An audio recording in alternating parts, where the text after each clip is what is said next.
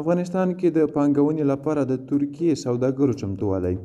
سلام ستړي مشئ، وخت مو په خیر. پام وکړئ د نظم خبر ته. د اسلامي امارات له بیا ځلې واکمنېدو راهیسې د چین، ترکمنستان، هند، تاجکستان، قزاقستان او روسیې په ګډون یو شمېر هیوادونو پانګوالو په هیواد کې په بېلابېلو برخو کې پانګونې او سوداګریزو اړیکو د زیاتوالي لپاره لیوالتیا څرګنده کړې ده. د صنعت او سوداګرۍ وزارت د برېښنا د تولید، هوایي ډګرونو او صنعتي پارکونو په برخو کې د پانګونې لپاره د ترکیې پانګوالو له چمتووالي خبر ورکړی دی.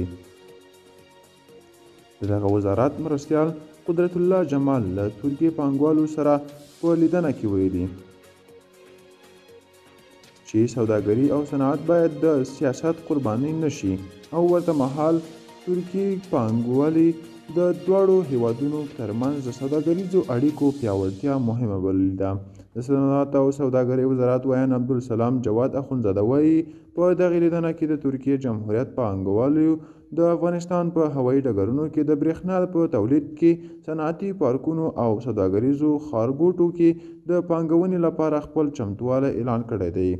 د اقتصادي چارو ځینې کارپوهان د اسلامي امارات په رسمیت پیژندنه او له نړۍ سره یې تعامل په هیواد کې د پانګونې د جلب او جذب او دغه راز پراختیایي او بې بنایي پروژو په عملي کولو کې ګټور ګڼي.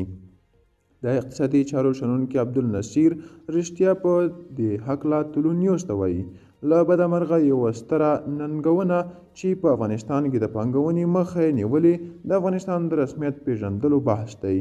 زه فکر کوم له نړۍ سره چې هر څومره زموږ سیاسي تعاملات زیات شي او افغانستان د نړۍ لخوا په رسمیت وپېژندل شي، په هماغه کچه به موږ په افغانستان کې د پانګونې شاهد وو، په دې دلیل چې د افغانستان تر ځمکې لاندې سرچینې او هغه فرصتونه او امکانات چې په افغانستان کې شتون لري د پانګونې د جذب لپاره یوه ښه سرچینه شمیرل کیږي. ورته مهال د سوداګرۍ او پانګونې خونه وایي چې له اروپایي هیوادونو سره د افغانستان د سوداګریزو اړیکو د پراختیایي لپاره اړتیا ده چې له ترکیې سره د راکړې ورکړې کچه هم لوړه شي.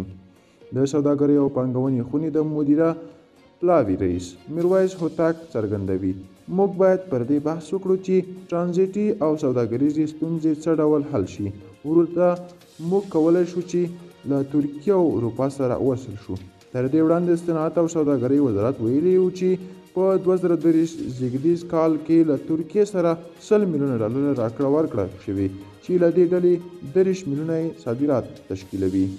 دا و د نورې چمتو کړی خبر. تر بیا ښې چارې ښه وخت.